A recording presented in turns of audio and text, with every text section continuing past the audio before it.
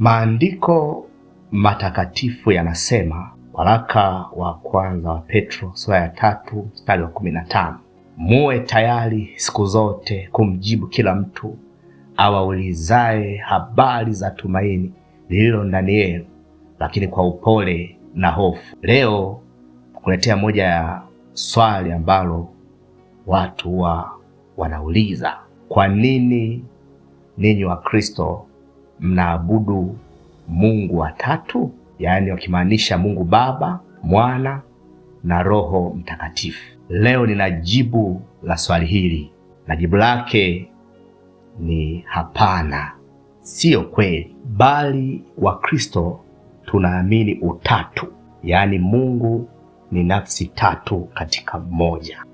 Kiofisi huyu Mungu anajionyesha katika ofisi tatu. Baba ni Mungu, Mwana ni Mungu na Roho Mtakatifu ni Mungu. Lakini Baba si Mwana, wala Roho Mtakatifu si Baba, wala Roho Mtakatifu si Mwana. Yaani ni kama vile mwanadamu mmoja, lakini huyo huyo akiwa kwa mke wake, yeye ni mume wa mtu. Akiwa kwa watoto wake, yeye ni baba wa wale watoto. Lakini akiwa kwenye majukumu yake, yeye ni bosi wa yale majukumu, ila ni mwanamume yule yule mmoja. Na ndivyo anasema Mathayo 28 mstari wa 19, imeandikwa, basi enendeni mkawafanye mataifa yote kuwa wanafunzi, mkiwabatiza kwa jina la Baba na Mwana na Roho Mtakatifu. Kwa hiyo Agano la Kale Mungu Baba ndo alikuwa anatenda kazi sana, lakini Agano Jipya Mungu Mwana, yani Yesu Kristo, yeye akachukua usukani, na siku za mwisho anayetenda kazi ni Roho Mtakatifu. Kwa hiyo ni Mungu huyo huyo mmoja, ila katika majukumu mbalimbali. Mungu Baba jukumu lake ni kutoa amri, ni kutoa matamko, kusema. Mungu Mwana yeye ni neno, kwa hiyo kazi yake ni kutekeleza ile amri iliyotolewa na Baba.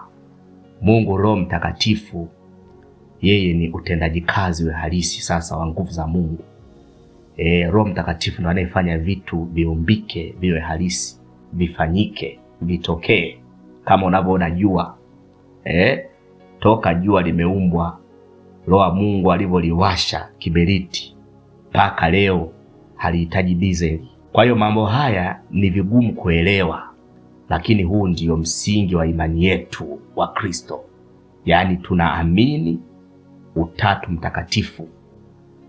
Yohana 14:9 imeandikwa, aliyeniona mimi amemuona Baba. Yaani manake ukimuona Yesu ndio Baba huyo huyo. Lakini Yohana 10:30 imeandikwa, mimi na Baba tu umoja. Biblia ya Kiingereza nasema I and my Father are one, not united, are one. Yaani manake Yesu na Baba ndio huyo huyo. Hivyo kwa hoja hiyo ya Waislamu, yaani watoto wa mama mdogo, ukiwaita watoto wa mjakazi Hajiri utazua ugomvi. Ya sisi kuabudu Mungu watatu, sisi hatuabudu Mungu watatu, ni kwamba tunaabudu Mungu mmoja katika utatu, na huo ndio ukweli, na hayo ndo majibu ya hayo maswali. Ni mimi mhubiri kijana zaidi, Pastor Emmanuel Chatanda. Barikiwe sana. Amen.